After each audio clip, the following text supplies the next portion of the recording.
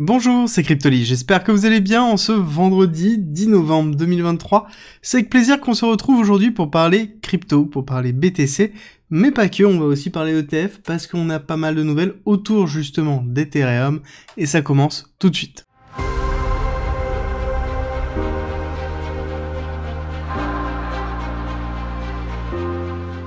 Pour rappel, vous avez toujours la possibilité d'avoir accès gratuitement au parcours pédagogique, qui est une formation de 60 heures, d'une valeur de 400 € qui vous permet d'apprendre la blockchain, la crypto, l'investissement, l'analyse technique, le trading, tout pour devenir rentable, à travers 130 vidéos, 400 pages de guide, des quiz pour savoir où vous en êtes dans votre progression, et le tout gratuitement. Pour avoir accès à cette formation à vie, il suffit d'utiliser la plateforme d'un de nos partenaires, tout est expliqué en commentaire et en description. On va commencer par la nouvelle autour de BlackRock et son ETF Spot Ethereum. Alors déjà, ça fait un certain temps qu'on avait la rumeur, ça y est, on a la confirmation. BlackRock va s'engager dans la même voie que Bitcoin avec son ETF Spot Ethereum. Donc ça y est, c'est validé. Quand je dis c'est validé, ça veut dire qu'ils ont fait le dépôt. Il va falloir voir justement si la SEC accepte tout ça, à savoir qu'on est en attente réellement de l'ETF Spot, le narratif est en train de se renforcer. Actuellement, le fait de voir BlackRock qui fait une nouvelle demande pour un nouvel ETF, crypto cette fois-ci encore une fois, on est vraiment dans le renforcement du narratif, de l'arrivée des institutionnels à travers les ETF Spot comptant, dans lequel on pourrait voir un afflux de liquidités. C'est exactement le narratif qui est en train d'être défendu, et chaque nouvelle, chaque rumeur qui est en train de graviter autour va avoir un impact fort au niveau des prix.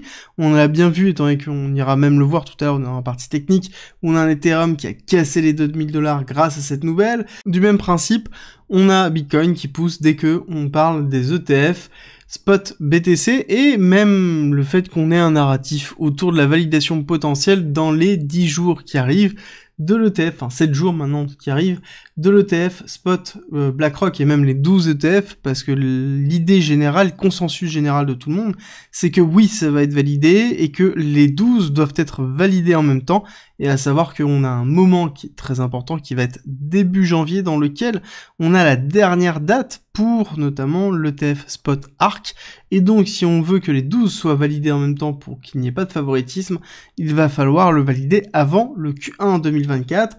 Bon, on verra exactement quand est-ce que ça va se faire. Dans tous les cas, dès qu'il y a une pseudo-rumeur ou un analyste de Bloomberg qui donne son avis, on se retrouve avec un pump, et c'est plutôt positif, ça donne de la volatilité au marché, mais on reste fortement tributaire de ces nouvelles pour accélérer. D'ailleurs, en parlant d'ETF, il n'y a pas besoin d'attendre les ETF BlackRock pour investir justement sur une forme d'ETF. Vous vous souvenez de Trax, il y a toujours la possibilité d'investir à travers Trax. Notamment, il y a toujours la possibilité d'avoir les 3 ETF que j'ai construits, dans lequel vous avez le top 50, enfin une représentation du top 50, parce qu'on peut pas tout mettre non plus dedans. On va avoir un ETF qui est spécialisé Ethereum, et un qui est vraiment autour de la tech. Et on voit qu'on a déjà eu des bonnes performances, parce que quand je les ai ouverts, ils étaient à 100 $, on voit qu'on est à 146. En même temps, on a eu une grosse performance du marché total, et quand on regarde l'état par exemple du top 50, on voit du Solana, on voit du Chainlink, on voit de l'Ethereum, on voit de l'EGLD, on voit du Mina, donc qui sont des cryptos qui ont énormément pump, donc forcément on a une très belle valorisation avec une très belle accélération haussière. Donc ça existe déjà, on est capable de pouvoir s'exposer, mais ce que l'on attend vraiment des ETF BlackRock, notamment, parce que c'est le nom qui fait tout, c'est que on ait un afflux de liquidité des utilisateurs et des fonds de pension qui sont chez BlackRock en gestion, pour pouvoir avoir la liquidité supplémentaire qui arrive au niveau de la crypto. Au niveau de la macro, on se retrouve sur une journée qui n'était pas forcément positive, au niveau du SP500, on voit qu'on a retracé violemment. De toute façon, on le sentait déjà hier au niveau de la bougie que l'on avait fait, qui était une bougie d'incertitude. On voit qu'on est en train d'aller retester des niveaux clés. Il va falloir voir est-ce qu'on casse et on consolide en dessous. À ce moment, on aura un signe de continuité baissière. Soit on arrive à tenir, et à ce moment-là, on ira chercher toujours les 4230, qui est ici un break important si on veut aller faire un reversal au niveau du S&P 500. Donc là, ça va être vraiment un niveau clé, surtout qu'on se retrouve sur un dollar qui est en train d'accélérer. Je vous avais dit que si on tenait ici la résistance, c'était bon, on avait bien une continuité baissière au niveau du dollar, mais si on consolidait au-dessus, ça allait être vraiment très compliqué. On va attendre la clôture weekly pour voir, mais il est fort probable d'avoir ici une accélération haussière pour retourner tester cette partie-là, les 107, avant soit de valider une forme de range qui va durer pendant un certain temps, soit faire une rupture, faire une consolidation accélérée, soit faire un rejet avec ici une consolidation de rejet pour faire une accélération baissière. Mais là, on est encore relativement loin, on va patienter et attendre tout simplement la clôture weekly et voir dans les semaines qui est en train de se dérouler la position du dollar, surtout que on a une modification, encore une fois, au niveau des taux. C'est pareil, on en discutera demain. Au niveau du pétrole, on valide bien ici qu'on est bien sur une période de support, hein. Je vous l'avais annoncé hier en vous disant que là on était vraiment dans un niveau critique. Soit on tenait ce niveau-là pour pouvoir faire une respiration et ensuite aller rechercher un petit peu plus haut et donc créer une zone de ranging certainement entre les 75 $ et potentiellement les 85 $. Soit on consolide en dessous, pour moi il faut casser encore un petit peu, consolider en dessous, à ce moment-là on est un retour en dessous des 75 $ et je pense qu'on n'y restera pas longtemps, contrairement à ce qu'on a pu connaître ici, parce que on a une pression très forte au niveau de l'OPEP pour maintenir le cours au-dessus de 60 $. Je pense qu'ils veulent maintenir au niveau des 80 $, vraiment le prix du baril, c'est pour ça qu'ils ont diminué leur production, et je pense qu'on risque de voir un certain nombre d'annonces si jamais on s'enfonce trop, voire qu'on reste trop longtemps sous les 80 $. Au niveau du BTC, on a fait une grosse accélération encore, hein, hier, très belle accélération que l'on a pu voir, à savoir qu'on se retrouve bien dans la démarche qu'on avait précisée hier, avec cette accélération haussière et une baisse du RSI, c'est exactement ce que l'on a ici, dans lequel on a un momentum qui est en train de faiblir malgré l'accélération haussière. Alors là-dessus, c'est une pattern qu'on a déjà connue, ça peut durer très longtemps, donc on peut continuer à pousser vraiment très longtemps.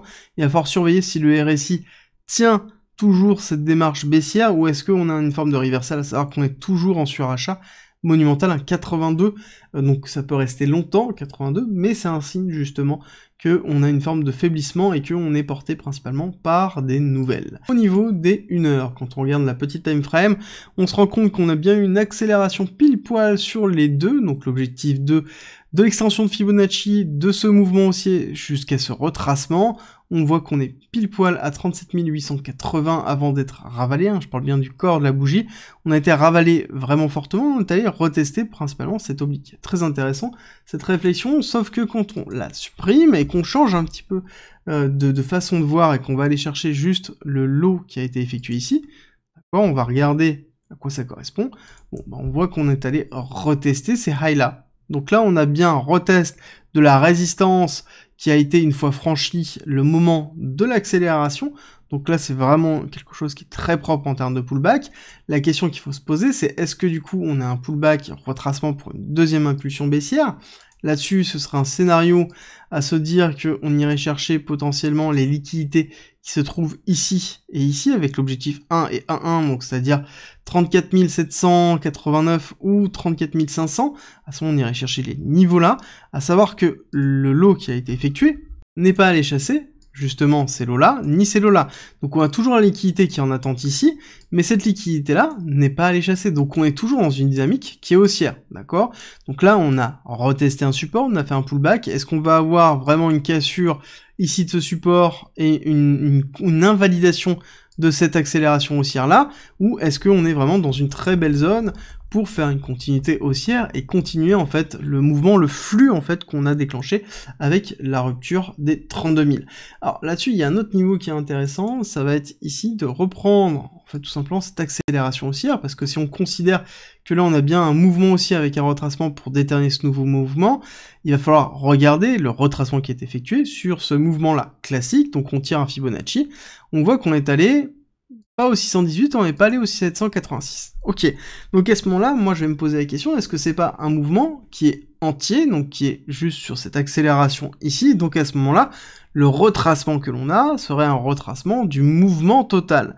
Bah, c'est intéressant de voir qu'on est allé toucher le 618 pile poil au centime près quasiment, donc on a un niveau qui est vraiment défendu, je pense, par cette zone-là pour une continuité haussière, et donc pour moi, on serait plus sur une forme de pullback sur ce mouvement entier pour ensuite faire une continuité haussière. Donc à ce moment-là, on pourrait se projeter de la façon suivante, en remontant notre extension de Fibonacci et notre extension de retracement pour nous donner une target ici 1 et 1,1 dans les 39 200 et 39 600 si jamais on avait une continuité haussière.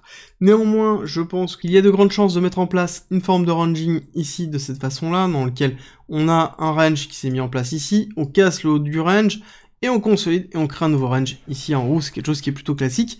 Quand on a justement une baisse du momentum, alors qu'on a un cours qui est en train de pousser. Au niveau de la dominance, on se retrouve sur un retest, encore une fois, des 52%, parce qu'on a Ethereum qui est en train de pousser, principalement grâce à la nouvelle de BlackRock. Ici, on voit bien qu'on a cette très belle accélération avec, là, cette très belle bougie qui a été effectuée. Donc, pour moi, on est dans quelque chose qui est plutôt classique, donc on a bien une confirmation du support, et là, le différentiel ETC-BTC nous montre qu'on a bien une surperformance d'Ethereum par rapport à BTC, donc le mouvement haussier de BTC ne correspond pas à l'accélération haussière d'Ethereum, ce qui est plutôt positif. Quand on regarde en fait Ethereum, on a cassé les demi, donc qui était vraiment quelque chose, un prix qui était vraiment fort, et qui avait une résistance vraiment très forte, et là on est en train d'aller retester le high qu'on avait effectué en avril 2023, qui était vraiment très important.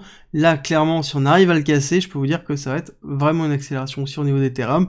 On risque certainement d'aller retester les 2500 assez rapidement, donc certainement une seule et unique bougie, voire même peut-être deux, maximum en weekly, je pense même ça risque d'être effectué en une seule journée. Donc on a vraiment un signal là qui va falloir surveiller si jamais on a toujours cette rupture au niveau de l'Ethereum. Le souci c'est qu'on est porté par une nouvelle de dépôt d'ETF, mais non pas la validation d'un ETF. Donc pour moi on est encore dans quelque chose qui est différent. Encore une fois on est en train d'acheter la rumeur de la validation de l'ETF spot, donc on fait toujours très attention par rapport à cette typologie. On va revenir sur BTC, juste sur les liquidations. On voit bien que le mouvement haussier a liquidé les shorters, on a quasiment plus de shorters, hein. Là on voit que il y a quasiment plus rien, et on a fait une petite mèche baissière, on voit qu'on a liquidé absolument tout, mais on n'est pas allé chercher les liquidités du lot qui était là. Comme je vous ai dit, on a maintenu ce lot-là, on a protégé les 35 000, donc là c'est un signal qui est relativement fort pour moi à prendre en considération.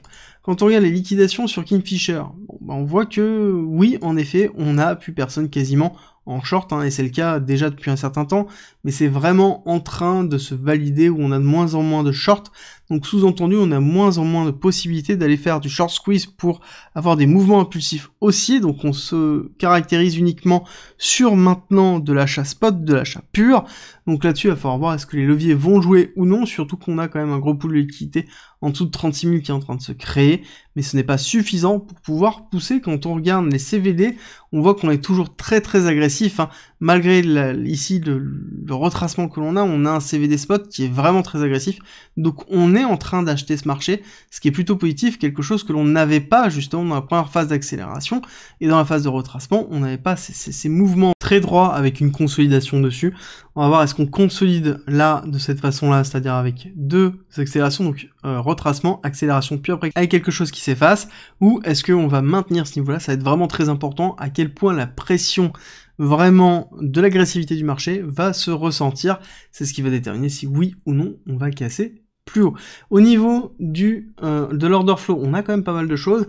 On a l'open interest qui est toujours dans les chaussettes, hein. Moi je fais juste attention à ça. On a une augmentation de l'open interest et on recasse, donc juste cette petite bougie là d'accélération haussière et de retracement a fait très mal au niveau de l'open interest, donc on n'arrive pas tout simplement à avoir un open interest qui monte, donc ça sous-entend que les leviers et l'investissement à travers les leviers ne se fait pas, donc que ce soit court terme, long terme, donc ça veut dire que les grosses majorités des leviers que l'on a sont des leviers court terme, et c'est ce qui peut entraîner des cascades de liquidation, donc on fait toujours très attention.